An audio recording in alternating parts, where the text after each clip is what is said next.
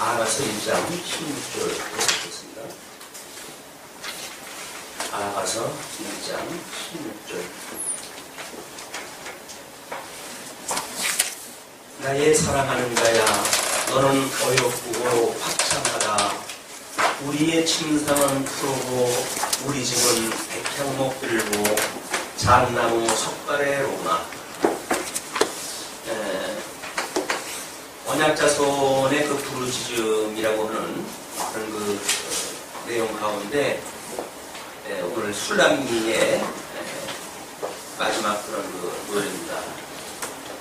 지금 그 1장 16절로 2장 1절까지가 술람미의 노래인데 16절, 17절 우리 본문 읽은 대로 사랑하는 자와 함께만 있다면 환경과 상관없이 행복하다고 고백하는 내용으로 그렇게 해석을 했어요.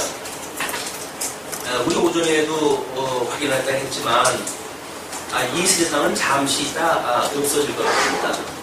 우리가 하나님을 배우는 수단으로서의 지금 이 공간이 필요한 거지 우리가 영원히 살 곳이 아니거든요.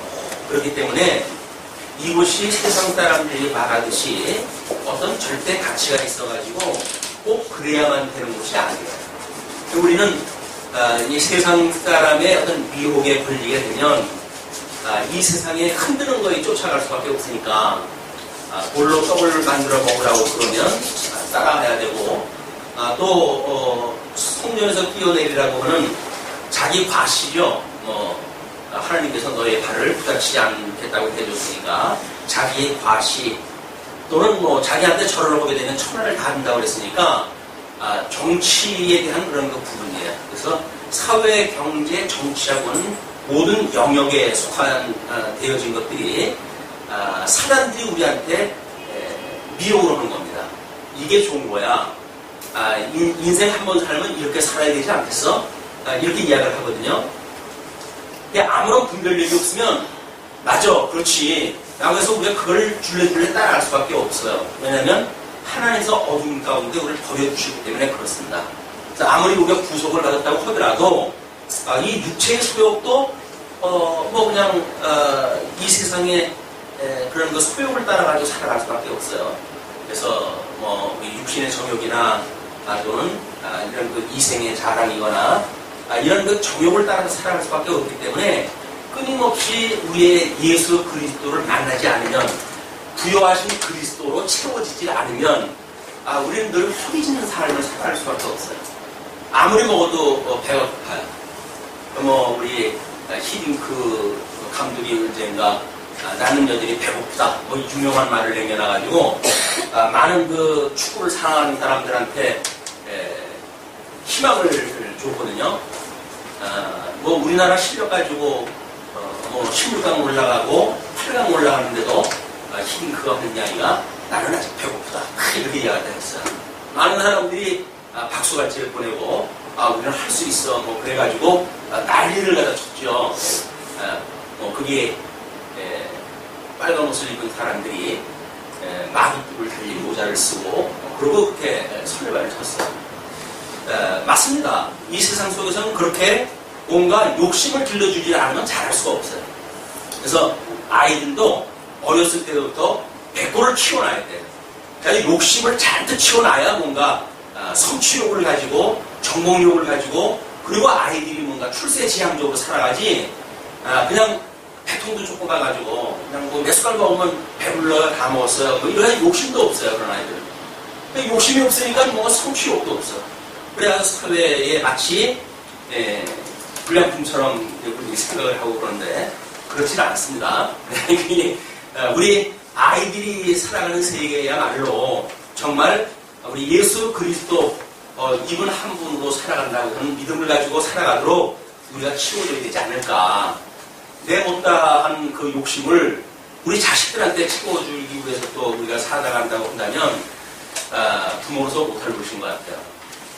지금 이 험악한 세상에 예수님께서 어린아이와 같지 않으면 천국에 들어갈 자가 없다고 이렇게 이야기했다 했는데 맞습니다.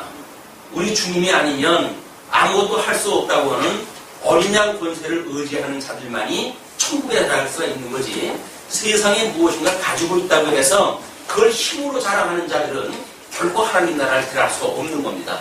그것이 유대인들 율법주의자들에 대한 지적이었지만 여전히 그 정신에는 그런 것이 있다는 거죠. 그래서 자기들이 가지고 있는 기득권의 어떤 그런 율법주의라고 하는 이런 하나님께서 주셨다고 하는 그런 그 생각으로 해가지고 마치 자기네들이 큰 자여 보는데 예수님께서는 역설적으로도 어린아이를 품에 안고 이 어린아이와 같지 않으면 결단코 천국에 들어갈 수 없다고 이야기를 해요. 그것이 아무것도 없는 제자들을 불러 모으신 예수님의 마음입니다. 그런 그 예수 그리스도의 마음을 이해를 하게 되면 지금 술람미 여인은 다윗에 의해 가지고 궁전에 들어가서 있는 사람이에요. 그러나 그 술람미는 여전히 자기의 사랑하는 이가 있는 곳이라고 한다면 그곳이 그 사람한테는 천국이고 그곳이 낙원이지. 빛과 번쩍한 솔로몬의 성전에 그가 들어와 있는들 사랑하는 사람이 멀리 떨어져 있는데 무슨 거기에 행복이 있겠어요? 우리는 그것이 그 사랑하는 사람이 우리 예수 그리스도라고 하는 걸 놓치게 되면 왕국에 들어왔는데 이렇게 살건 저렇게 살건 한 세상 사는 건데 배불리 호강으로 살면 됐지. 그냥 천박스러운 생각을 가지고 살아갈 수밖에 없는 거거든요. 그렇지 않다. 왜냐면 우리 술람이 우리 성도들의 대연을 갖다 하는 그런 일일 수가 있어요. 사랑하는 자와 함께만 있다면 그것이 나의 사랑하는 자야. 너는 어여쁘고 화창하다. 우리의 침상은 푸르고 침상이라고 하는 것이 양떼들을 풀치고 이런 풀 먹이고 하는 그런 곳이기 때문에 솔로몬의 성전과는 비교되지 않는 곳이에요. 우리 요즘 저 정글에 가가지고 하는 아이들 보니까 잠자리가 이루 말할 수가 없는 그런 잠자리예요. 그런데도 불구하고 모기에 뜯겨가면서 그런 정박을 갖다 하고 그렇게 이야기를 하고 그러는데, 근데 정말 푹신푹신하고 7겹이나 쌓아놓은 요 밑에 장미가시가 있어가지고 잠을 못 설댔다고 하는 웃지 못할 이야기가 그렇게 꿈같은 이야기입니까? 거짓말이에요. 괜히 자기가 호강스러운 어떤 경험을 했다고 하는 것을 과장하기 위한 이야기지, 그렇게 두꺼운 요 속에 장미가시가 있는 걸 갖다 어떻게 감지하다고 했어요. 헐렁심이란 말이에요, 그게. 그렇게 부풀려가지고 사람들로 하여금 귀한 몸은 비록 그렇게 두꺼운 매트리스 밑에라 할지라도 장미가시가 있었을 때 그걸 느낄 수가 있다 이렇게 이야기를 하는데, 그러면 아마 부흥 위해서나 살아야 된다 그런 사람들. 사랑하는 사람이 함께 있을 때 거기에는 침상이 푸르고 우리 집은 백향목 들고 잣나무 석발이구나.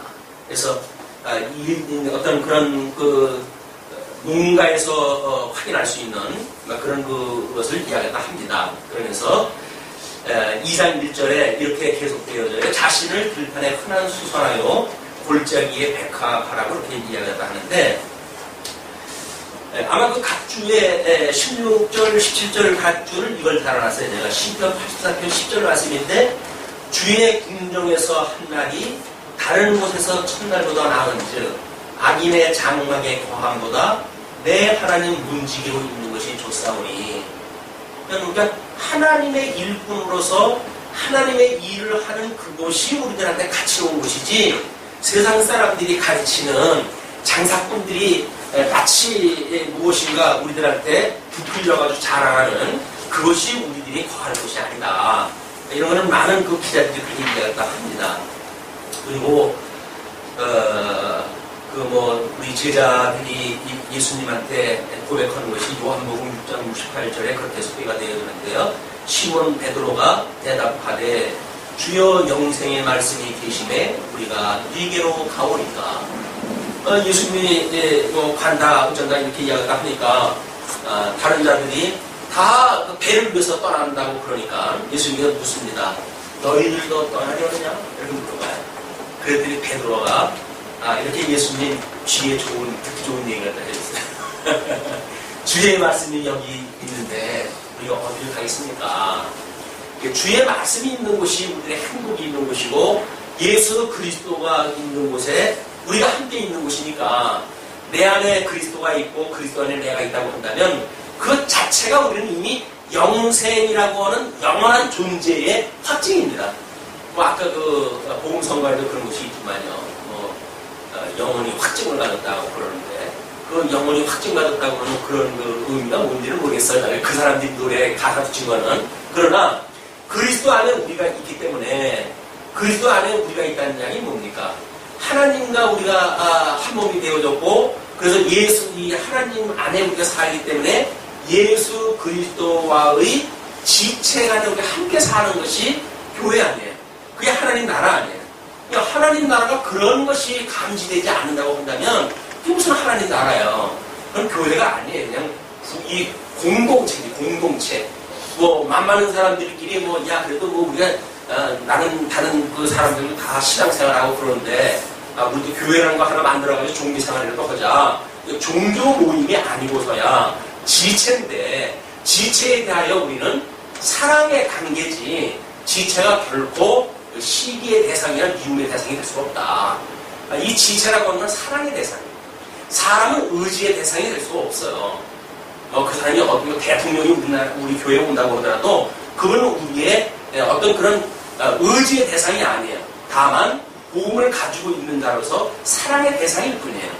사랑의 대상이 지체를 사랑하지 아니하고 하나님을 사랑한다는 이야기는 거짓말이잖아요. 성경이. 너희들이 형제를 미워하면서 나를 사랑한다고 이야기하는 건 그건 거짓말이다. 성경이 그렇게 말을 하고 있기 때문에 우리가 성도들 간의 그런 말씀 안에서 함께 교류하는 것이 무엇인가에 대한 감각을 키우는 일이 이 주님의 몸된 교회가 살아가는 일이에요. 여기 안에 배울 데가 없어요. 가정이라고 하는 건 뭐 어차피 혈육관계니까 미워도 그냥 다시 한 번이지 그거 어떻게 어딨어요. 미우나 고우나 그냥 가족이니까 거기서 공부가 안 돼요. 아무 이해관계가 없는 사람들이 모여져 있는 그래가지고 있는 사람도 없는 사람도 강한 사람도 약한 사람도 다 모여져 있는 곳이 하나님을 배우는 곳이기 때문에 여기가 지금 술람미의 고백으로 이야기를 하면 나는 사론에 수산하여 그 사론이라고 하는 것이 팔레스틴 그 지역의 서부 지역인데 그냥 벌판이에요. 그러니까 그 벌판에 흔한 것이 수선화예요. 흔한 것이. 우리들을 누가 여기다 불러들이셨습니까? 우리 주님께서 어디에 있던 우리들을 시장거리에서 아무 할 일 없어가지고 빈둥빈둥거리고 놀던 우리들을 부르신 거예요. 시장거리에서 아무나 있는 사람들이었어요.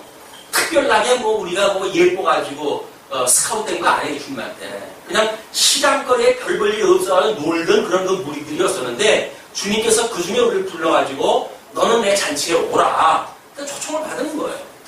다행히 주님께서 주시는 의복을 우리가 입고 있으니까 쫓겨날 일이 없으니까 그 잔치에 우리가 참여하고 있는 건데 그런 예수 그리스도의 놀라운 잔치에 참여하고 있는 우리들의 이런 그 마음이야말로 나는 사론의 수산화라고 우리가 고백해야 되지 않을까요? 나는 특별한 건가요? 아까도 찬송가에 되어 있더라고. 나는 특별한 사람이라고. 이게 특별하다고 하는 이야기는 그리스도께서 우리를 선택했을 때 특별한 이야기지 내가 특별한 건 아니에요. 그렇지 않아요? 나는 그냥 평범한 사람이에요. 그냥 길거리 가면 아무나 돌멩이처럼 흩어져 있는 거기 때문에 누구든지 주워가지고 쓸 수 있는 그냥 그런 거예요. 돌멩이 같은 나예요. 그런데 우리 주님께서 나를 너는 내 거야 라고 우리한테 인을 쳐주셨으니까 우리가 특별해진 거지 내가 무슨 특별한 게 뭐가 있어요. 주님께서 우리를 특별하게 구하셨기 때문에 그렇다. 그래서 지금 그 술람미의 고백이 나는 사론에 수산하여 골짜기에 백합화로구나. 배달의 계달의 그런 그 장막이라고 자기를 표현할 때 했을 때 우리 그 목자가 그렇게 8절에 그렇게 노래를 했잖아요. 여인 중에 어여쁜 자야 내가 알지 못하겠거든 양떼의 발자취를 따라 목자들의 장막 곁에서 너의 염소 새끼를 먹일지라. 내 사랑아 내가 너를 바로의 병거의 중마에 피하였구나. 주님께서 우리를 그렇게 예쁘다고 보는 거지 주님께서 예쁘다고 보여주는 거에 감사한 거지 주님 앞에 가가지고 아 주님 저 어때요? 이렇게 이야기를 하게 되면 뼈 맞지 않으면 다행이에요. 우리는 주님 앞에 자랑할 것이 아무것도 없는 사람입니다. 근데 우리 주님께서 여전히 우리를 어여쁘다고 그러고 바로의 병거에 준마에 비해주고, 그러나 그 술람이는 여전히 나는 사론에 수산하고 골짜기에 백합합니다. 아무것도 아니에요. 라고 신랑한테 고백을 갖다 하는데, 사랑하는 사람한테 그렇게 고백을 갖다 해요. 요즘은 뭐 사랑하는 사람한테 자기를 뭐 이렇게 부풀려가지고 보여주질 않으면 별로 점수를 못 할 것 같으니까 할 수만 있으면 사랑하는 사람한테 폼 잡고 뭐 길을 갖다 세우고 어떻게든지 찍어 눌러가지고 기득권을 갖다 차지하려고 하는 것이 요즘 청춘 남녀의 아마 그런 모습인 것 같은데, 그런 그 현대의 청춘 남녀의 모습에서는 그리스도와 성도의 관계를 우리는 배울 수가 없어요. 그러나 이 아무것도 없는, 그래서 힘이 없고 가만히 있다고 한다면 건강한 몸뚱아리 하나 있었던 그 술람이가 지금 다윗 왕궁의 동료로 해가지고 들어왔을 때에 자기의 사랑하는 사람과의 그런 그 노래 허물없이 자기의 속에 있는 이야기를 그대로 표현하는 것 같아요. 나는 정말 사론에 수산하고 골짜기에 백합합니다. 나는 별 볼 일 없는 사람이에요. 그렇게 이야기를 하면서 2장 2절에 그걸 우리가 주머니 받기로 한다고 이야기하는데, 사랑하는 사람이 술람이한테 하는 그 노래예요. 여자들 중에 내 사랑이 가슬나무 가운데 백합화처럼 아름답다고 이야기합니다. 이게 아름다운 모습 아닌가요? 나는 여전히 부족하고 나는 아무것도 아니에요. 그런데도 여전히 상대방이 아유 무슨 말씀을요? 주님께서 당신을 귀한 자리에 두셨는데 당신만큼 소중한 사람이 어디 있어요? 라고 이야기를 했다 해야 뭔가 이게 짝짝꿍이 되지. 한 사람은 내가 잘났는데 너 왜 나한테 까불어? 라고 이야기를 하고, 한쪽에서 네가 잘나긴 뭘 잘났어? 서로 맞대거리하고. 이건 성도와의 교제가 아닌 거예요. 한쪽에서는 나는 여전히 평범하고 아무것도 아니에요. 그런데도 한쪽에서는 무슨 말씀이요? 당신이 얼마나 아름다운데요. 이렇게 해야 뭐 사랑하고 살아갈 만한 생기는 거 아니겠어요? 자, 2장 2절의 말씀에 성경학주에 내가 그 백합화에 대한 이야기를 얘기했잖아요. 그것도 마찬가지로 골짜기에서 그냥 평범하게 있는 것들이에요. 그런데 그 백합화가 그렇게 평범한 백합화인데, 그 백합화가 가시나무 가운데 있었을 때의 백합화는 특별한 백합화입니다. 왜냐하면 그 가시에 찔려가지고 백합화의 향기가 멀리 퍼지기 때문에 그래요. 성도라고 하는 평범한 성도가 그리스도의 향기를 바란다는 이야기는 가시에 찔렸을 때 나타나는 겁니다. 고통을 당할 때 나타나는 거예요. 배부를 때 노래하는 건 누군 못해요. 아무것도 모르는 처음부터 그냥 배불리면은 육자백이 나오고 다 그러는 거예요. 막 사는 사람도 술 먹고 아무 생각 없으면 그저 알고 있는 노래가라 나오는 거예요. 배불러가지고 노래 나오는 거는 노래가 아닙니다. 성도의 이 아름다운 향기라고 하는 거는 끊임없이 고통 속에서 만들어지는 거예요. 주님께서 가신 길이 그 가시밭길이기 때문에 제가 기꺼이 그 길을 갈 수 있게 나를 불러주시는 주님 감사합니다. 그 고난에 참여해서 감사합니다. 주님이 나를 인정해줬기 때문에 가시밭길 주신 거 아니에요? 나를 못 믿을 만한 분이라고 한다면 그런 길 왜 주겠어요? 너는 네 실력 가지고 나 못 따라와. 너는 그냥 배불리 먹고 살다가 그냥 때만 나가지고 그냥 가거라. 이렇게 이야기를 하겠죠. 그러나 성도는 영적으로 끊임없이 갈등이 있어요. 늘 괴로움이 있어요. 왜? 아직도 육신을 가지고 있으니까. 그 육신 때문에 수많은 고통을 당하고 그 영적으로 해가지고 거룩을 향해가지고 주님의 모습을 닮아가고 싶은 마음 때문에 너무나 괴로운 거예요. 그때 그런 그리스도의 향기가 입에 이 혀셋이 돌려가지고 복음 전하는 거 아닙니다. 우리들의 마음씨가, 우리의 이 고통을 당하는 우리들의 그런 그 생각 세계가, 우리의 삶의 모든 여정이 그냥 전 인격적으로 해가지고 그리스도의 향기로 드러나는 거예요. 자, 이제 그렇게 하니까 또 술람이가 또 노래를 갖다 해야 되겠죠. 2장 3절로 6절까지 남자들 중에 사랑하는 자는 숲을 가운데 사과나무처럼 존귀한다고 이렇게 이야기를 합니다. 남자들 중에 나의 사랑하는 자는 숯불 가운데 사과나무 같구나. 내가 그 그늘에 앉아서 심히 기뻐하였고 그 실과는 내 입에 닿았구나. 이런 우리 애인을 만나면 얼마나 좋을까요? 이런 사랑하는 사람을 만나면 얼마나 좋을까요? 남자들 중에 나의 사랑하는 자, 이 남자들 중에라고 하면 다윗 등등이 포함되어진 겁니다. 거기에 솔로몬도 포함되어져 있는 거예요. 뭐 천여 명의 궁녀를 거느렸던 뭘 어쨌거나 뭐 자단처하는 그 솔로몬이 있거나 어쩌겠거나 그 여자의 눈에 봤을 적에는 우리 남자들 중에 가장 사랑하는 자, 자기의 두고 온 그 남자예요.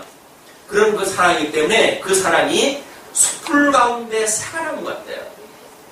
사과나무가 에덴 동산에 있었던 생명가인지도 모르겠습니다. 우리 요한계시록에서 이기는 자에게 약속되어져 있는 생명가인지도 모르겠어요. 그런 그 생명가는 이 술람미 여자가 다윗의 이 어떤 동료로 들어가가지고 자기의 정절이 지켜졌고 거기에서 다시 그 사랑하는 자를 만났을 때 그때에 얻게 되어지는 그런 그 생명가일 수도 있어요. 이것이 그냥 지금 현재 과거형으로 해가지고 모든 남자들 중에 그런 숯불 가운데 사과나무처럼 우뚝 선 그런 그 존재가 아니라 여전히 고통 속에서 그 인내를 겪고 나고 그리고 끝내 그리스도로 말미암아 이긴 자에게 주시는 생명가로 여겨졌을 때 이 여자는 그 남자를 숯불 가운데 사과나무라고 이렇게 이야기를 해요. 숯불 가운데 사과나무 같구나. 사과나무 같다고 한다면 내가 그 그늘에 앉아서 심히 기뻐하였고 우리 그 그늘에 사는 거야. 나무는 큰 나무에 그늘은 도움이 안 된다네요. 왜냐면 햇빛이 들어올 수가 없기 때문에 성장을 막는 거예요. 그러나 사람은 큰 사람의 그늘을 입을 수가 있다고 이렇게 이야기를 해요. 그런데 그것이 우리 예수 그리스도 이분이 우리들의 남자들 중에 남자라고 한다면 우리가 얻을 수 있는 모든 힘은 그분한테부터 나옵니다. 예수 그리스도로 말미암은 것이 힘이에요. 그게 참 세상 사람들은 그걸 뭐 눈치챌 수 없는 그런 그 힘이에요. 뭐냐면 어린 양 권세이기 때문에 그래요. 다 죽어가지고 아무 힘도 없어야 돼요. 뭘 할 수 있는 능력이 없어요. 오직 하나님께서 다시 살려주시지 않으면 살 수가 없는 거예요. 그래서 내 어떤 나가 이렇게 당하고 있는 이 승잔이 할 수만 있으면 지나가게 해달라고 할 만큼 약하고 약한 인간의 모습으로 오시는 거예요. 그러나 주님께서 우리 하나님께서 그 사망에다 그냥 그를 두지 아니하시고 그를 사흘 만에 불러내십니다. 그게 우리 하나님께서 언약대로 이루시는 하나님의 능력이에요. 그러나 우리가 믿고 있는 예수 그리스도는 어린 양의 능력이에요. 이 하나님 앞에서는 아마 당신이 언제 오시는 날도 모르시는 분이에요. 나는 세상의 종말이 언제 올지도 모른단다. 왜? 아버지가 다 하시는 일이니까.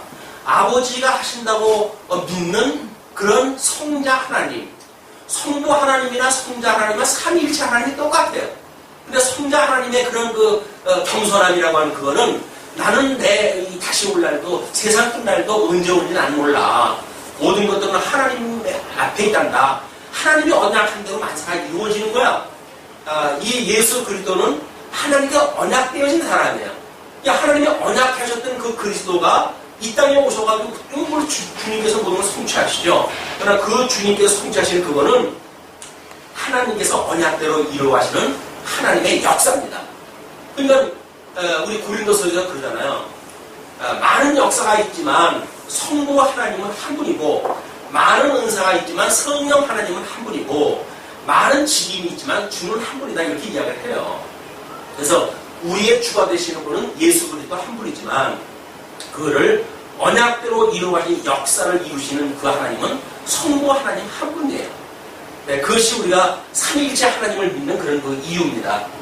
그러면서 그 그늘에 앉아 심히 기뻐하였고 그 실과는 내 입에 달았구나. 얼마나 좋을까요?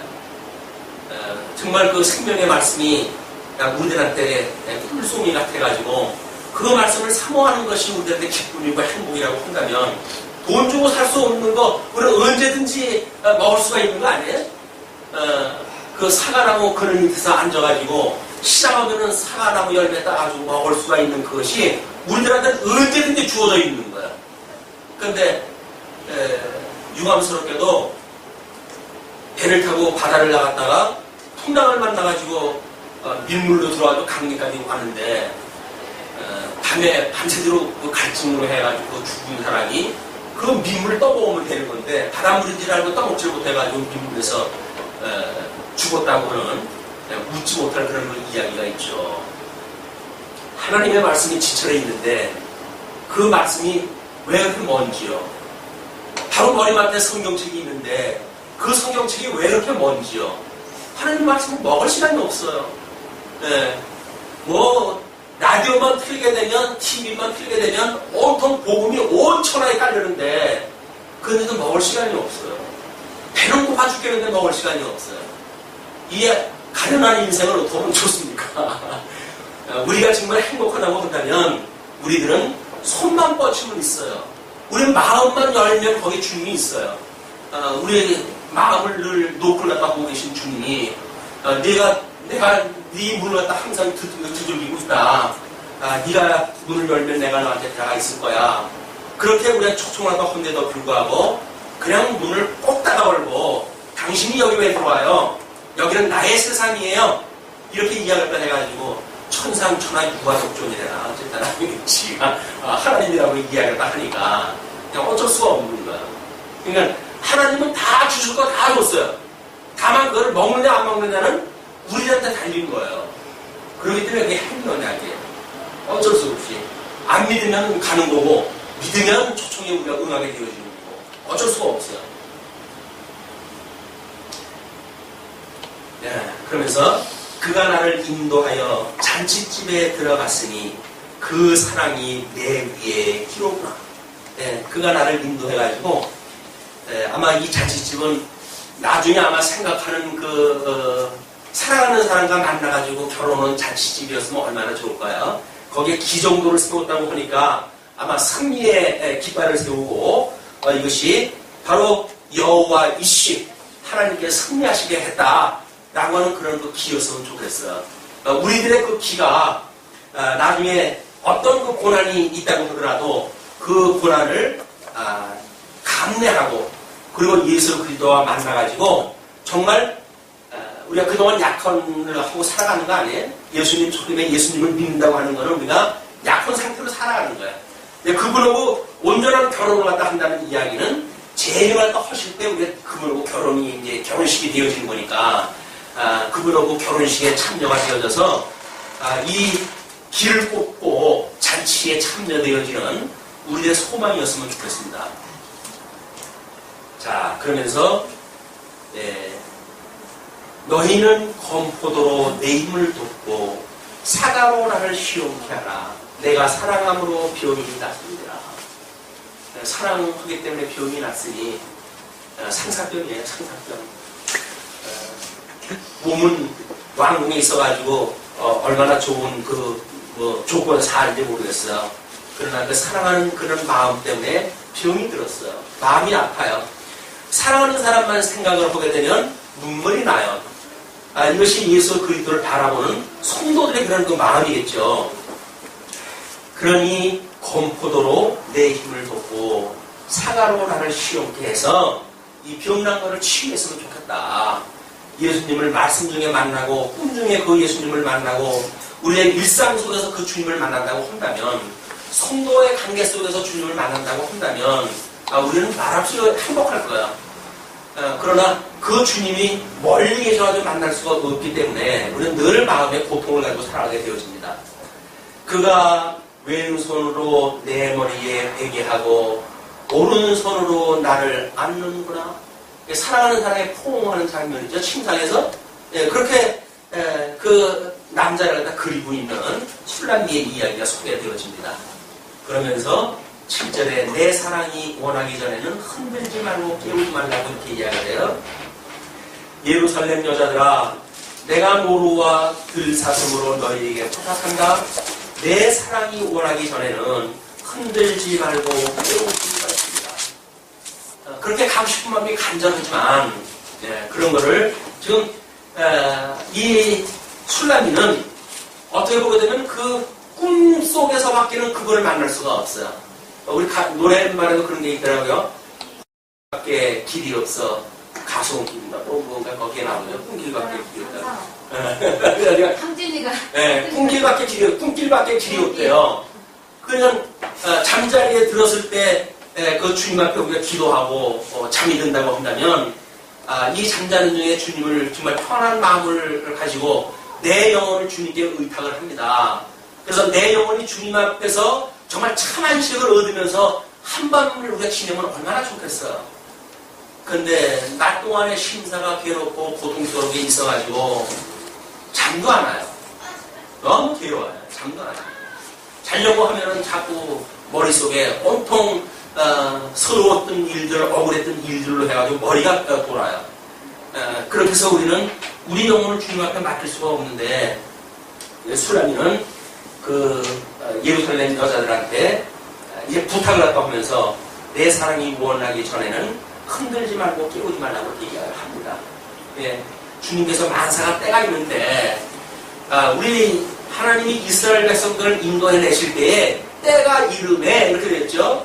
창세기에서 이스라엘 백성들을 하나님이 아브라함을 약속했다 할 때에 너희가 4대 만에 내가 너를 불러내겠고 약속이 되어져 있어요. 그 4대가 이 이스라엘 백성들한테는 400년 만에 출급이 되어지는 근거가 되어진 겁니다. 만사가 때가 있기 때문에 좋아심을 한다고 해서 일이 되는 것도 아니에요. 이것이 사랑하는 것이면 확인되어야 된다고 하면 사랑만 확증이 떨어졌다고 한다면 그분이 일어나기 전에는 그것이 깨울 필요 없어요. 근데 우리 한국교회에서는 뭐라고 기도를 하라고 그러죠? 흔들어 깨우라잖아요, 주님은. 흔들어 깨우라는 거예요. 주님 지금 주무시고 계시니까. 네가 힘들고 있는데 도대체 모르냐? 흔들어 깨워라. 그렇게 해가지고 마치 성도의 기도가 잠자고 있는 하나님을 깨워가지고 우리에게 응답을 갖다 해주시는 것처럼 이런 말도 못할 하나님으로 전락을 시켜버리는 것이 기독교예요. 그건 기독교가 아닙니다. 하나님이 만사를 주관하시는 분인데 불꽃 같은 눈으로 지금 우리를 갖다 보고 계신 분인데 억울함을 당하고 있는 거 주님께서 다 알고 계셔요. 그걸 주님께서 모른다고 한다면 이 세상 억울해서 어떻게 살아요? 칼을 들고 뛰어가야지. 그러나 주님께서 만사를 섬기신다고 믿어지기 때문에 우리는 억울함을 누르고 참고 인내하는 거예요. 왜? 주님께서 불꽃 같은 눈으로 보시니까. 그러니까 할 수만 있으면 우리가 그들을 위해서, 우리를 박해하는 자들을 위해서 기도를 하는 거예요. 주님께서 우리 이 성경 기식보에서 보면 뻔하잖아요. 하나님이 심판하시는 거. 무섭습니다. 하나님이 심판하시는 거. 근데 하나님이 있다고 믿어지게 되면 참아 들지 못하죠. 없다고 믿어지니까 우리 그러고 사는 거예요. 자, 이제 그렇게 언약자손의 부지음 가운데 출애굽과 광야의 교회라고 하는 낙이 바뀌는 거예요. 낙이 잠시 밝은 불이 꺼지고 그리고 막이 쳐지고 지혜의 막 안에서는 새로운 막으로 해가지고 이게 준비를 하고 있고 관객들은 잠시 차 한 잔을 마시든지 바깥에 나가셔가지고 한담을 하면서 막을 기다리는지도 모릅니다. 막이 바뀐 거예요. 자, 우리 주보의 그늘에서 안식에 대한 거는 그리스도의 사랑의 관계로 기록이 되어 있으니까 읽어보시고요. 지금 2장 8절부터 3장 5절까지가 술라미의 노래입니다. 술라미가 8절부터 9절까지 위험한 곳에 처한 자신을 찾아 달려오는 목자를 기대하면서 노래를 해요. 이것이 우리가 만약에 믿고 의지하는 분이라고 한다면 마땅히 해야 될 기도 같습니다. 나의 사랑하는 자의 목소리로구나. 그 목소리가 들려요. 사실은 보통 사람한테 들리질 않습니다. 워낙 그분한테 마음이 쏠려져 있는 술라미한테만 들리는 그 소리예요. 나의 사랑하는 자의 목소리로구나. 보라, 그가 산에서 달리고 작은 산을 빨리 넘어오는구나. 얼마나 그 사랑하는 여인을 구하고 싶어가지고 급한 마음에 달려오는 그런 걸로 연상이 되어져요. 우리 구주의, 우리의 구속이, 우리 하나님이 우리를 향한 구속이 그렇게 빨리 이루어진다고 믿어지십니까? 그러면 기도를 하다 하셔야죠. 술라미처럼 찬송을 하다 하고 찬양하다 할 거예요. 나의 사랑하는 자는 노루와도 같고 어린 사슴과도 같아서 우리 벽 뒤에 서서 창으로 들여다보며 창살 틈으로 엿보는구나. 이미 어느덧 와가지고 이제 궁궐에 있는 우리 술람미의 그런 그 잠자리를 좀 틈으로 엿보고 있어요. 들여다보고 있어요. 이것은 주님께서 늘 우리를 함께 계시다고 하는 이런 그 감동으로 인도례가 옵니다. 그래서 우리 목자를 기대하고 그렇게 노래를 하면서 10절로 14절까지 고통스러운 상태에 놓여져 있는 자신을 데려가려고 권하는 장면을 노래를 합니다. 나의 사랑하는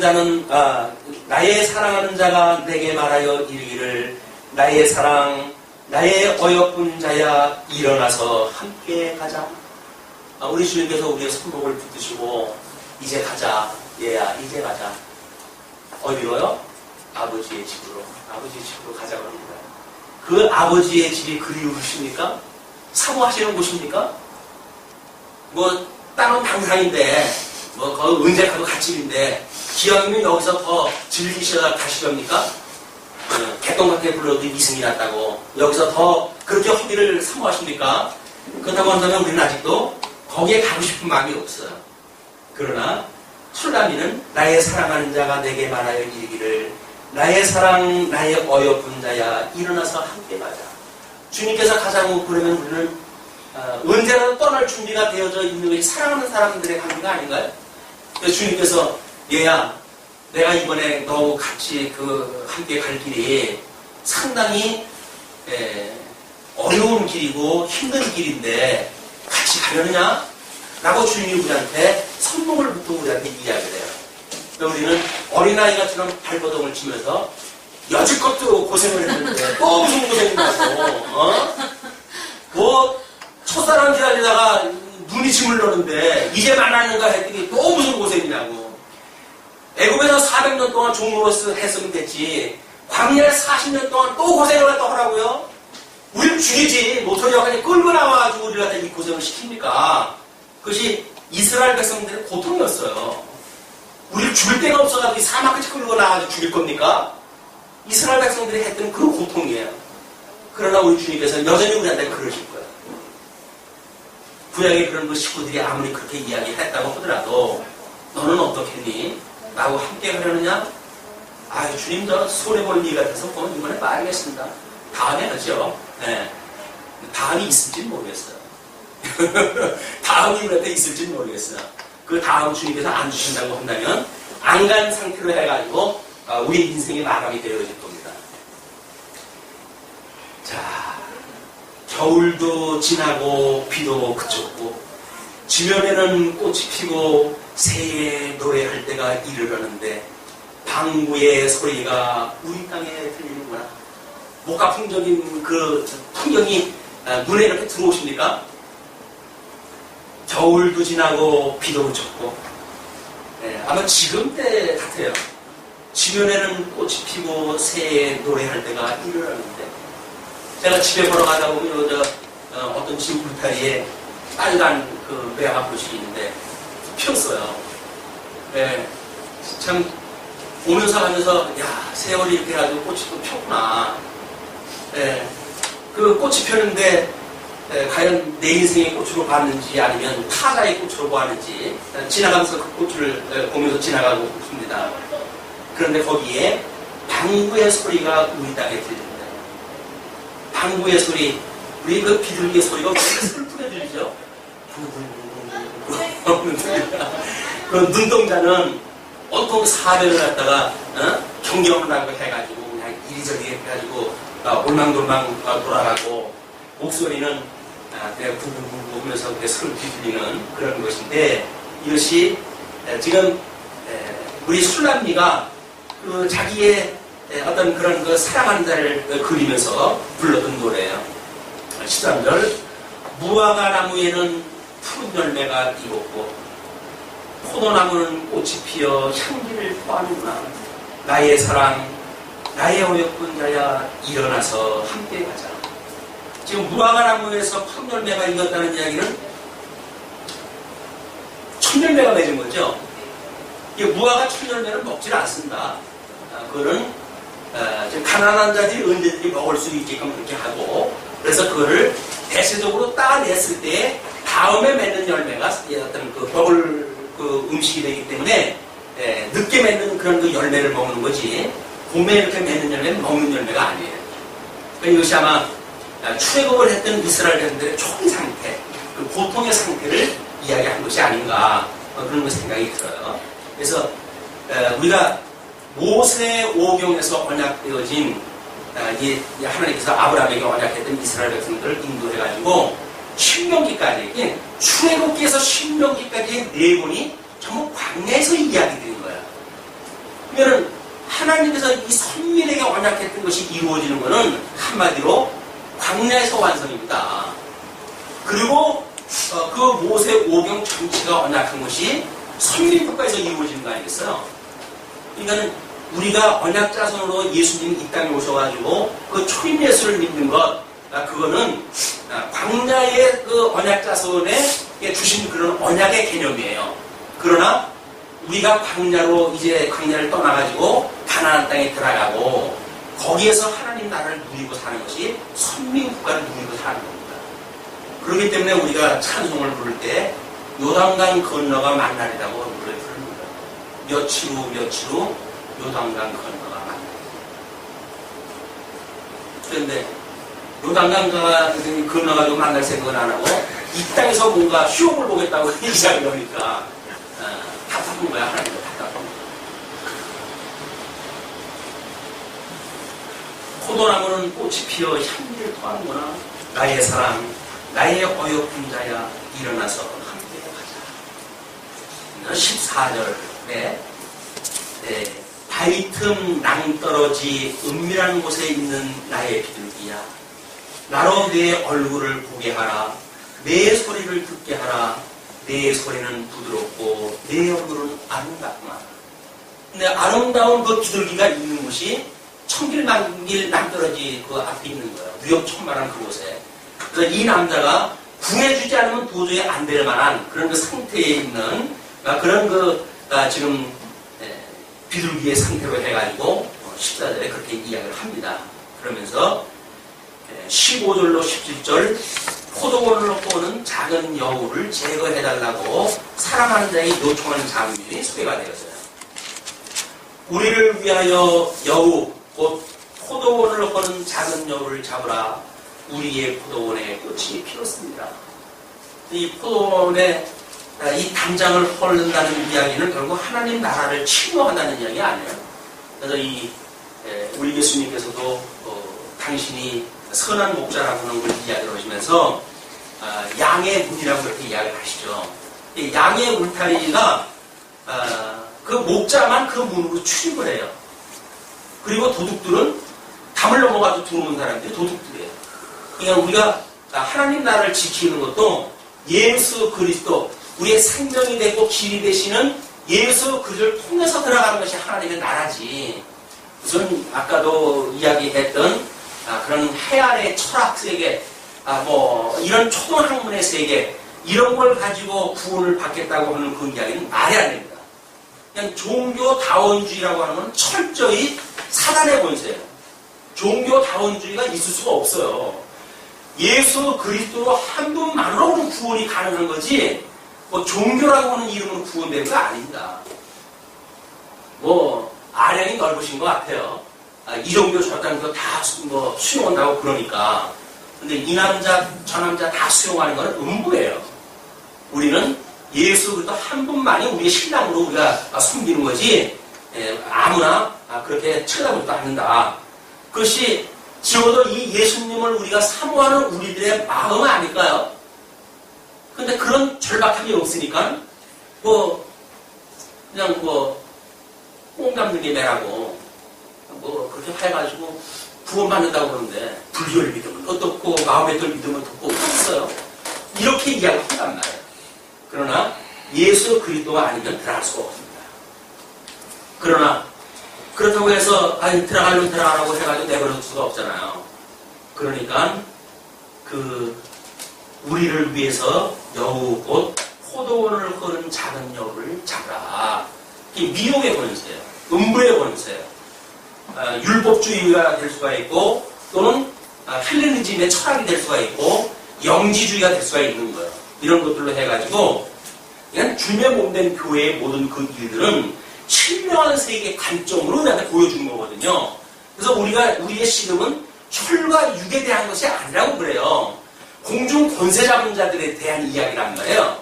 음부의 권세를 우리가 눈치채지 못하게 되면 그냥 혈육관계에 의해서 무슨 이러고 저러고 되어지는지를 아니까 그냥 눈에 보이는 걸 가지고 세상을 살아가는 걸 끝나버리고 마는 거야.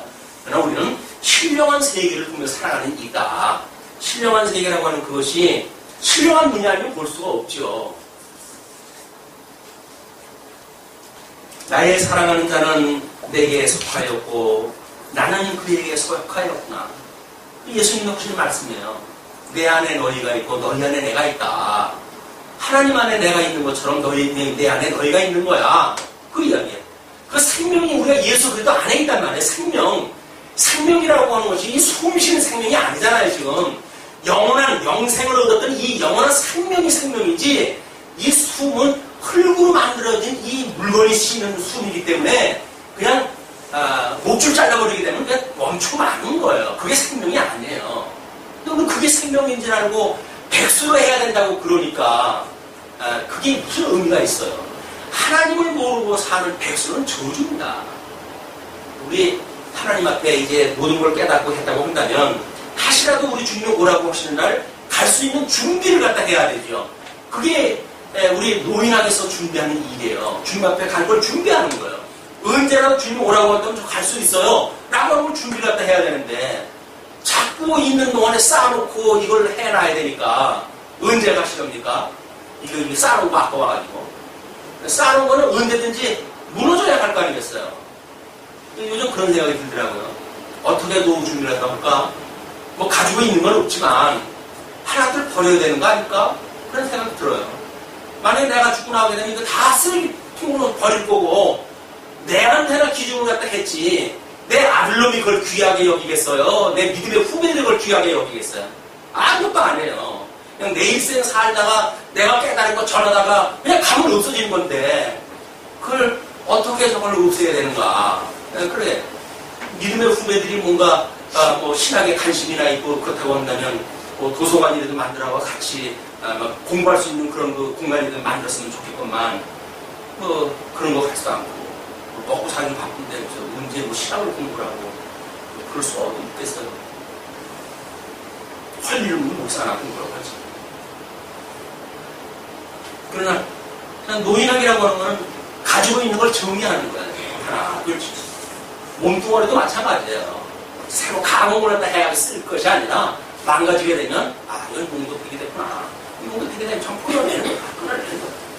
그러다 이제 마지막 날 우리 주님께서 오라고 그러면 뭐 정말 우리 김유식 집사님이 이야기했듯이 우리 김유식 집사님 우리 하나님께서 새로운 몸으로 해가지고 잘 지금 준비하고 계신데 이 죽으면 썩을 살 그 병원에 가서 고치면 뭐랍니까 목사님? 너무 염려하지 마세요. 우리 주님께서 저의 그 집 너무 멋있게 있는 집 계시답니다. 너무 감동이었어요. 저는. 우리 김유식 집사님 아시죠? 그런 그 믿음의 순배를 그래도 경험세계에서 봤다고 하는 거는 얼마나 다행스러운 일인지 몰라요.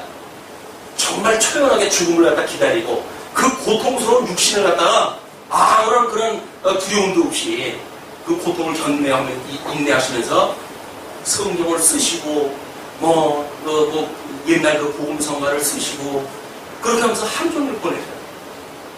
병원에 갈 생각도 안 하시고 병원에 가자고 그러면 아유 안 가진 걸 뭘 고쳤습니까? 이제 우리 주님께서 준비한 것입니다. 새로운 거 주님께서 준비한 것이 있어요. 그것을 하면 되지요.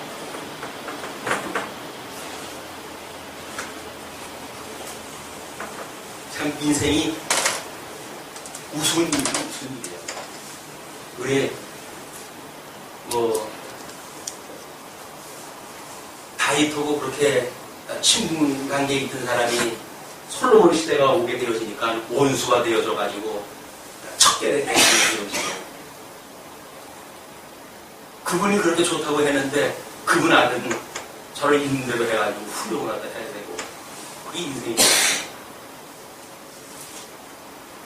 그러나 이것도 저것도 다 털어버리고 우리 주님 이 계신 곳 우리가 그것을 바라보면서 소망 중에 살아가는 것이 우리들의 평안이 아닌가, 우리들의 그런 소망거리가 아닌가 그런 걸 생각이 드네요. 나의 사랑하는 자는 내게 속하였고 나는 그에게 속하였구나. 그가 백합화 가운데서 양떼를 먹이는구나. 양떼를 먹이는 것까지 이제 그렇게 보면서 나의 사랑하는 자야 날이 기울고 그림자가 갈 때에 돌아와서 베테르 산에서의 노루와 어린 사슴 같아요라. 저녁을 이제 마무리하는 그런 불짐승에 대해서 비유를 합니다. 그러면서 이제 3장 1절부터 5절까지 그 술람미의 노래는 이렇게 끝이 맞는데 꿈 밖에서는 찾아내고 꿈속에서는 그리워하는 자와 사랑을 나누는 이율배반적인 어떻게 보면 아마 교회의 품위 같아요. 우리가 신성이라고 하는 그런 면에서 보게 되면 신령한 몸으로 해가지고 끊임없이 우리가 사모하는 영역이 있고 육신의 영역으로 해가지고 끊임없이 세상을 탐하는 이 욕심 가운데 있는 그런 그 두 가지의 모습이 아닌가 싶은데 내가 밤에 침상에서 마음에 사랑하는 자를 찾았구나. 찾아도 발견치 못하였구나. 근데 그 밤에 그렇게 찾았는데 찾지 못해요. 아무리 불러도 대답이 없어요. 이에 내가 일어나서 성중으로 돌아다니며 마음에 사랑하는 자를 거리에서나 큰 길에서나 찾으리라 하고 찾으나 만나지 못하였구나. 우리 고통이 있을 적에는 늘 그래요. 주님께서 우리 고통이 있을 때 정말 말씀으로 해가지고 즉방 치료가 되어지는 말씀을 주시면 얼마나 좋겠어요. 아플 만큼 다 아파야 그때에 주님께서 많이 아팠지? 그걸로 위로도 해주셔요. 미리 뭔가 예방주사를 놔가지고 우리를 치료해 주시는 것이 아니라 아플 때까지 그냥 내버려 주셔요. 그리고 그 고통이 다 지나간 뒤에 아팠지? 그럼 우리를 갖다 쓰다듬어 주셔요. 그것이 우리의 위로가 되어지는 거예요. 만약에 아프지도 않고 예방주사 다 맞춰가지고 평생 아프지도 않고 살게 되면 주님은 못 피우겠다고 그러겠어요. 지잘났다고 살겠지.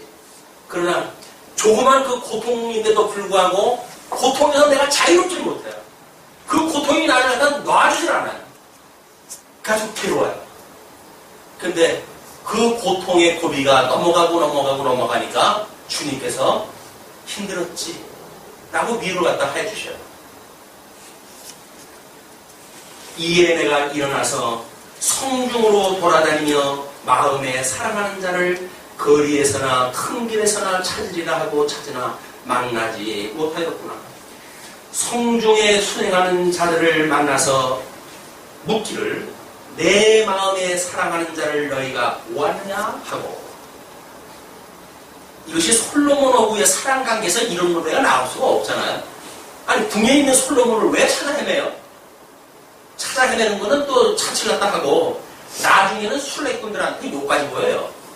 아니 감히 솔로몬의 아내를 갖다가 사랑하는 그 술람미를 갖다 누가 그렇게 솔로몬의 술람미를 갖다 누가 그렇게 허랬어요. 그러니까 술람미와의 이 솔로몬의 관계가 아니다 이거는 그렇게 어떤 그 내용을 우리가 판단하고 있는 거죠. 내 마음에 사랑하는 자를 너희가 보았느냐 하고 그게 우리들의 심정이겠죠. 이 피차 가르치는 것이 이것이 우리한테 유익인 거예요. 힘들고 어렵고 했을 때 찾아 헤맬 때 너무 어려워하지 마라. 힘들어하지 마라. 주님이 여기 계시잖아. 그리고 말씀을 공부를 하다 피자 가르쳐요. 거기서 위로가 돼요. 그 위로로 해가지고 우리는 그 아픔의 고통을 또 지나가요. 이게 성도의 교제죠. 성도의 교제가 그것도 아니고, 그럼 또 있을 때 헤헤 히히 낙낙하고 없을 때 모른 척하고, 그게 뭐 성도의 교제예요. 성도의 교제라고 피차 가르치라고 하는 이야기는 이런 이야기입니다. 또 여러 가지 덕성 문제가 나오죠. 덕성 문제에 왜 사랑을 더하라고 그랬을까요? 그냥 모양으로 내는 사람들 다 그 일을 해요. 자기의 어떤 그 다른 사람을 구해가지고 봉사하시는 분들 대단히 그런 기쁜 마음으로 봉사합니다. 그 사람들이 뭐 억지로 하지 않아요. 아주 기쁘고 단마음으로 봉사를 다 해요. 뭐 어떤 사람이 그 설악산에 그 지게 지는 그 분이 그런 데면요. 뭐 그때 그 보는 분이 뭐 많지 않은 돈인데 거기 절반을 잘라가지고 가난한 사람들한테 그걸 나눠주는 일을 갖다가 몇십 년을 갖다 했다는 거예요. 그 사람이. 다른 사람들이 그 사람을 갖다 봤을 적에는 천사가 따로 없잖아요. 야, 뭐 이런 사람이 아니냐. 이런 사람이라고 하는데 그 분이 그리스찬이래요. 이런 분이라고 한다면 내가 예수 믿겠다 그런데요. 없는 분이 그렇게 봉사를 다 하고 키도 단순이에요. 몸도 호리호리해요. 근데 그분이 짊어지는 지게의 무게가 80kg에서 120kg가 된다는 거예요. 그걸 짊어지고 그 설악산을 오른다는 거예요. 그 사람이. 그래가지고 오늘은 정말 자기네 식구도 먹기 힘든 돈을 잘라가지고 가난한 이웃을 나눠주는 거예요. 누군지 그렇게 할 수가 있다니까요. 그분이 그리스찬이기 때문에 그런지 모르겠어요. 누구도 그렇게 할 수가 있어요. 그러나 거기서 그리스도의 사랑이 더하지 아니한 그런 덕성 문제로만 이야기를 하게 되면 해 아래의 율법주의자들이 더 잘하죠. 더 철학에 의해서 어떤 당위에서 사는 사람이 더하죠. 오히려 예수 믿는 사람이 더 못하죠. 솔직히 말하면 예수 믿는 사람은 아무도 안 합니다. 그러나 거기에 사랑이 더했기 때문에 복음을 우리가 전하는 일이기 때문에 가치롭다.